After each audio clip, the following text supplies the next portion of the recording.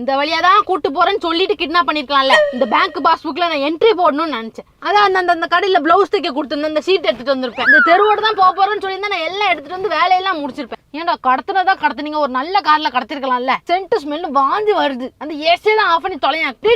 நிப்பாட்டு நிப்பாட்டு நிப்பாட்டு. அந்த பொன்னாங்க நிக்கிற அந்த வச்சுட்டு போகுது. கொஞ்சம் வாங்கு நிப்பாட்டு வாங்கடா. இந்த காலத்து பிள்ளைகள் கீரைலாம் சாப்பிட்றாதீங்க, நெஞ்சு வலி வந்துட போகுது. தம்பி நீங்களாம் வேலை பார்க்குறீங்களா? நேரத்துக்கு கிடைக்கிறத சாப்பிட்டு வேலை பார்த்துட்டு இருப்பீங்க. நான் ஒன்று வளர்த்து வச்சிருக்கேன் பாருங்க. ஏதா கொடுத்தாலும் புரோட்டீன் இல்லை. ஜிம்முக்கு போனதுலேருந்து நம்ம உசுறு தான் வாங்குது. கொடுத்ததை சாப்பிட்டோம் அமைதியாக இருந்தாங்கிற வாழ்க்கையே கிடையாது. இந்த தெருவில் தான் ஃப்ரெண்டு வீட்டுக்கு போகிறோன்னு சொன்னா நிப்பாட்டுங்க இருக்கானான்னு பார்ப்போம். ஸோ அந்த தெருவுக்கு அந்த தெருவு போவத சொந்தக்காரங்க வீடு இருக்கு பார்த்தா அப்புறம் வீட்டுக்கு வந்துட்டு போலையான்னு கேட்பாங்க. திருப்பு வண்டிய திருப்பு. ஏன் ஹஸ்பண்ட காசு கேட்க போறீங்களா?